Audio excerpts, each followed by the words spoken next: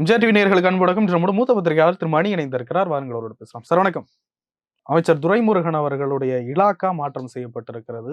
ரகுபதி அவர்களுடைய இலாக்கா அமைச்சர் துரைமுருகனுக்கு கொடுக்கப்பட்டுள்ளது. இது எப்படி பார்க்கிறது? யாருக்கு ப்ரொமோஷன், யாருக்கு டி ப்ரொமோஷன்? ப்ரமோஷன் ரகுபதிக்கு, டி ப்ரமோஷன் துரைமுருகனுக்கு. ஏன்னா அப்படியா? கனிம வளம்ன்றது முக்கியமானது. அதில் தான் எல்லா வசூலும் நடக்குது. இதே மாதிரி 2010ல் 11ல் எலெக்ஷன் 10ல் ஒரு வருஷத்துக்கு முன்னால் துரைமுருகனை பொதுப்பணித்துறையை பிடுங்கிட்டு சட்டத்துறையை கலைஞர் கொடுத்தாரு. இப்போ ஸ்டாலின் வந்து கனிம வளத்தை பிடுங்கிட்டு சட்டத்துறையை கொடுத்துருக்காரு துரைமுருகனுக்கு. கனிம வளத்தில் எக்கச்சக்க வசூலுன்றாங்க. ஏகப்பட்ட சம்பவங்கள் நடந்திருக்குது.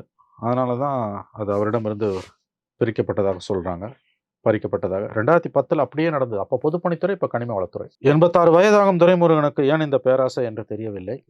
எதற்காக இந்த இலாக்காவை முதலமைச்சர் மாற்றினார் என்பதும் நமக்கு புரியவில்லை. முதலமைச்சருடைய தனி உரிமை எந்த இலாக்காவை யாருக்கு கொடுப்பது என்பது. ஆங்கிலத்தில் சொல்றதுனா it's a prerogative of the chief minister.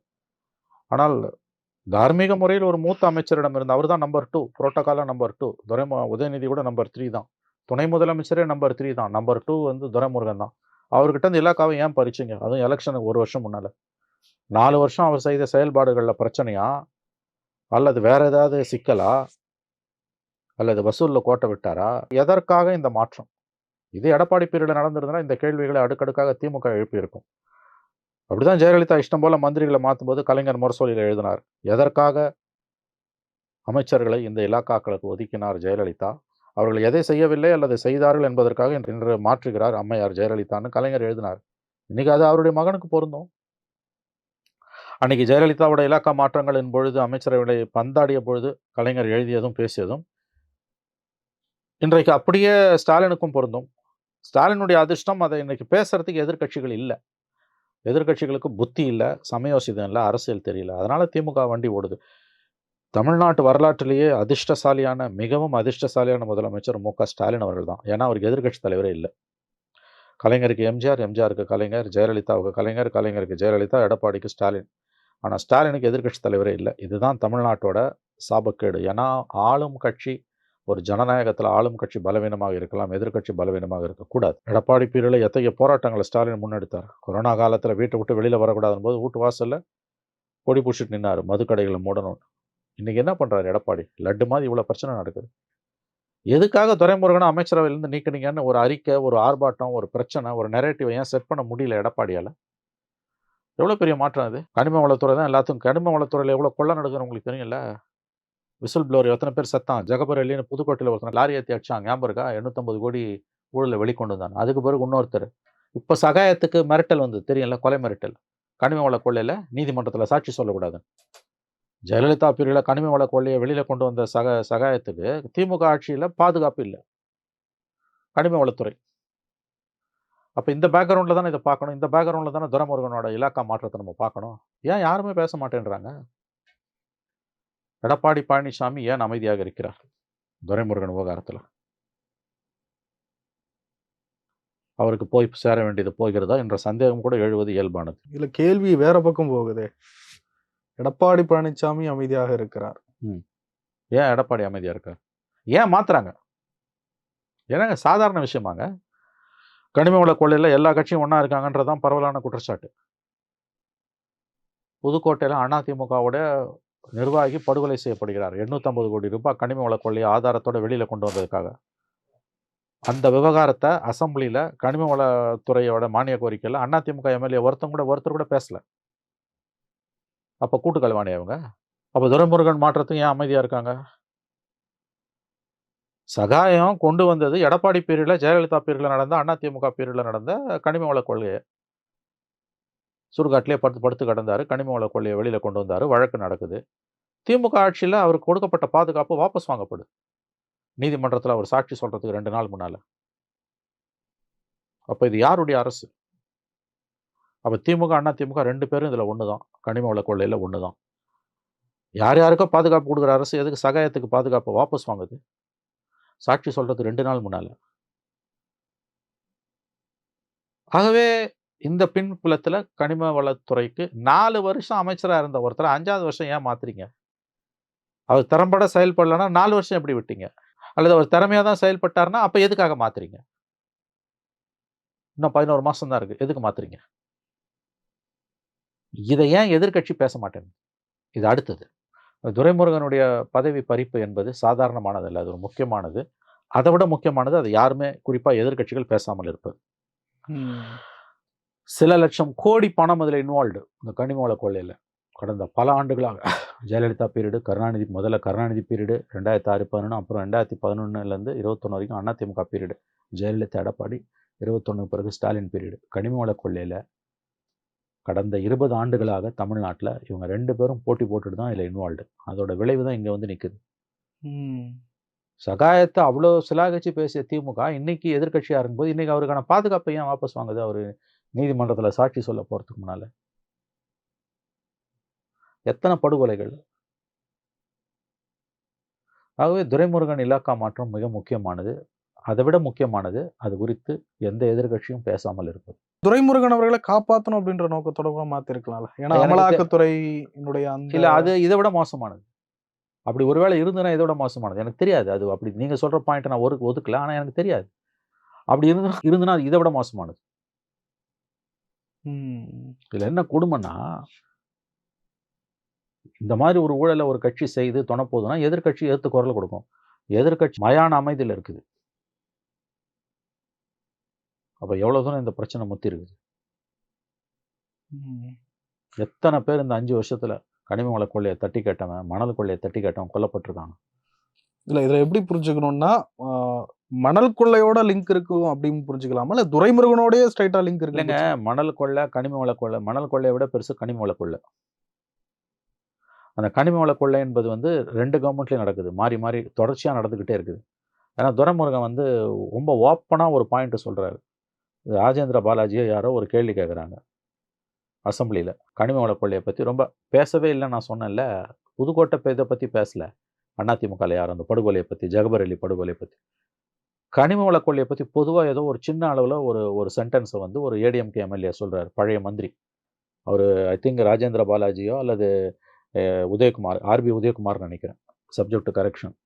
அப்போ துரைமுருகன் எந்திரிச்சான், சிஎம் உட்காந்துருக்காரு அசம்பிளியில். துரைமுருகன் எந்திரிச்சு சொல்கிறாரு, அட என்னங்க இதையே திரும்ப திரும்ப பேசிட்டு, உங்கள் கவர்மெண்ட்டில் என்ன நடந்தோ அதே தாங்க எங்கள் கவர்மெண்ட்லேயும் நடக்குதுன்றார். இது அவை குறிப்பில் இருக்குது. கனிம வள கொள்ளையை பற்றி ஒரு கருத்தை அதிமுக எம்எல்ஏ முன்னாள் மந்திரி பேசுகிறார். ஒன்றும் அமைதியாக இருக்கணும் ஆளுந்தரப்பு, இல்லை இல்லை அப்படி எதுவும் இல்லைன்னு சொல்லணும். இவர் என்ன பண்ணுறாரு, துறை சார்ந்த மந்திரி எந்திரிச்சு, என்னங்க இதை போய் பெருசாக பேசிக்கிட்டு, உங்கள் கட்சி உங்கள் கவர்மெண்ட்டில் என்ன நடந்தோ அதே தாங்க எங்கள் கவர்மெண்ட்லேயும் நடக்குது, புரியுதா? அப்போ இந்த கனிம வள கொள்ளை என்பது இந்த 2 கவர்மெண்ட்லையும் கடந்த 20 ஆண்டுகளாக தமிழ்நாடு சூறையாடப்பட்டிருக்கு. 2 பேராலையும், 2 பேரும். ஆகவே இந்த மாற்றத்தை அதை பிரித்து பார்க்க முடியுமான்றதான் என் கேள்வி. இதில் அமலாக்கத்துறை உள்ளே வருது வெளியில் வருதுன்ற அதெல்லாம் செகண்டரிங்க. ஓவராலாக இது என்ன, இந்த கனிம வள கொள்ளை என்பது 20 ஆண்டுகளாக என்ன நடந்துகிட்டு இருக்கு தமிழ்நாட்டில்? சில லட்சம் கோடிங்க, 1000 கோடி இல்லை, சில லட்சம் கோடி கொள்ள போயிருக்கு கடந்த 20 ஆண்டுகளில் 2 கவர்மெண்ட்லையும். அதை மட்டும் ஞாபகம் வச்சுக்கோங்க. இன்னொன்று ரொம்ப சுவாரஸ்யமான நிகழ்வு, 2010, 11 எலெக்ஷன், 10 என்ன நடந்ததோ அது 2025, 26 எலெக்ஷனுக்கு ஒரு வருஷம் முன்னால் அப்படியே ரிப்பீட் ஆகுது. பொதுப்பணித்துறையை பிடிங்கிட்டு சட்டத்துறையை கொடுத்தாங்க. இன்னைக்கு கனிம வளத்துறையை பிடிங்கிட்டு சட்டத்துறையை கொடுக்குறாங்க. இல்லை, ஸ்டாலினே நடவடிக்கை எடுக்கிறாரு அப்படின்றப்ப ஸ்டாலினுடைய கண்ணுக்கு மீறி சில விஷயங்கள் நடக்குதா? அந்த டைனமிக்ஸ் எனக்கு தெரியாது. இது வசூலில் வந்த பிரச்சனையா, அல்லது வந்து துரைமுருகனை காப்பாற்றுறதா, அல்லது சிக்கல்லேருந்து கவர்மெண்ட் தன்னை காப்பாற்றிக்குதா, அல்லது துரைமுருகனை காப்பாற்றிக்குதா? ஒன்று தெரிஞ்சுக்கோங்க, சிக்கல் அதிகமாகும்போது கவர்மெண்ட் தன்னை காப்பாற்றிக்கும், எந்த மந்திரியும் காப்பாற்றாது. கடமை இல்லையாது? கடமையாவது வெங்காயமாவது. உப்பை தின்னவன் தண்ணி குடிக்கிறான், கடமையாவது டேஷ் ஆகுது. தலைக்கு மேலே வெள்ளம் போகும்போது நீ எப்படி இன்னொருத்தனை காப்பாற்றுவ? நீ உன்னை காப்பாற்றிக்கிறது பெரிய விஷயம். ஒருவேளை அவர்கள் அதனால அவங்களும் ஆதாயம் அடைஞ்சிருந்தாலும்? நல்ல கேள்வி. பதில் எல்லாருக்கும் தெரியும். பதில் எல்லாருக்கும் தெரியும். எப்படி மாற்றுறாங்க அவரை நான் கேட்குறேன். இப்போ கண்ணப்பனுக்கு 5 இலாக்கா மாற்றுறாங்க, 4 வருஷத்தில் 5 இலாக்கா. முதல்ல போக்குவரத்து துறை, பிற்படுத்தும் நலத்துறை, உயர்கல்வி, பால்வளத்துறை, இன்றைக்கி வனத்துறை. 4 வருஷத்தில் 5 இலாக்கா. அதை யாரும் பெருசாக எடுத்துக்கல. பெரிய அளவில் ஒன்றும் வருமானம் கொட்டுற துறைகள் கிடையாது. கனிம வளம் அப்படி இல்லை. 5வது வருஷத்தில் ஒரு மந்திரியை மாற்றுறீங்கன்னா அப்போ 4 வருஷம் அவர் செயல்படலைன்னு அர்த்தமா, அல்லது அவரை காப்பாற்றுறீங்களா? இதுதான் கேள்வி. யாரும் கேட்கல. எதிர்க்கட்சிகள் கேட்கவே இல்லை. எதிர்க்கட்சி எப்படி கேட்பான்? அவர் தான் துரைமுருகன் வெளிப்படையாவே சொல்றாரு. உங்க கவர்மெண்ட்ல என்ன நடந்ததோ அதான் எங்க கவர்மெண்ட்ல நடக்குது. இப்போ ஒளிவு மறைவே இல்ல துரைமுருகனுக்கு. அவர் வெளிப்படையாவே பேச ஆரம்பிச்சிட்டாரு. இப்படிதான் பேசுறாரு அவரு. செந்தில் பாலாஜியும் அப்படிதான் பேசுறாரு. இடி டாஸ்மாக்ல ரெய்டு பண்ணப்ப வெளியில வந்து இதே வார்த்தையை தான் சொன்னாரு. அதிமுக ஆட்சியில் பின்பற்றப்பட்ட நடைமுறை தான் திமுக ஆட்சியிலும் பின்பற்றப்படுதுன்றாரு டாஸ்மாக்ல. அந்த ரூ. 10 ரூ. 20 வாங்குறது இல்ல. அது இல்ல. ப்ரொக்யூர்மெண்ட்ல எல்லாத்துலயுமே. அதிமுக ஆட்சியில என்ன நடைமுறை பின்பற்றப்பட்டதோ அதுதான் இந்த ஆட்சியிலும் பின்பற்றப்படுதுன்றாரு அவரு. திமுக மந்திரிங்க எல்லாம் தெளிவா இருக்காங்க. நீங்க ஆதாரத்தோட ஒரு குற்றச்சாட்டை முன் வச்சீங்கன்னா அவங்க கிட்ட அந்த ஒரே பதில் தான் வரும். ஏங்க இது ஏடிஎம்கே பீரியட்ல என்ன நடந்ததோ அதே தாங்க இப்பயும் நடக்குதுன்றாங்க. நான் மட்டும் கொள்ளடிக்கல, அவனும் கொள்ளடிச்சான். இது காலகாலமா தமிழ்நாட்டுல நடக்குது. வழி வழியா வருது இது. வாழையடி வாழையென வந்த தமிழ் பெருங்குலத்தின் சீரிய நடைமுறை இதுன்றாங்க அவங்க 2 பேருமே. அப்படிதான் இது. வேற என்ன பதில் இதுக்கு சொல்லுங்க நீங்க? மந்திரி சொல்றாரு, கனிம வள கொள்ளை இப்படி நடக்குதுன்னு அசெம்பிளியில பேசினா, அட என்னங்க இதை போய் பெரிய விஷயமா எடுத்துக்கிட்டு. உங்க கவர்மெண்ட்ல என்ன ஃபாலோ பண்ணீங்களோ அதே தான் நாங்களும் ஃபாலோ பண்றோம். சிஎம் வச்சுக்கிட்டு சொல்றாரு. அதனால அந்த டாட்ஸை கனெக்ட் பண்ணி பார்த்தீங்கன்னா நிறைய விஷயம் உங்களுக்கு புரியும். இதுல அடிஷ்னலா இடி உள்ள வருதுன்னு போது இருக்கலாம். அந்த நெருக்கடியும் கூட உள்ள இருக்கலாம்.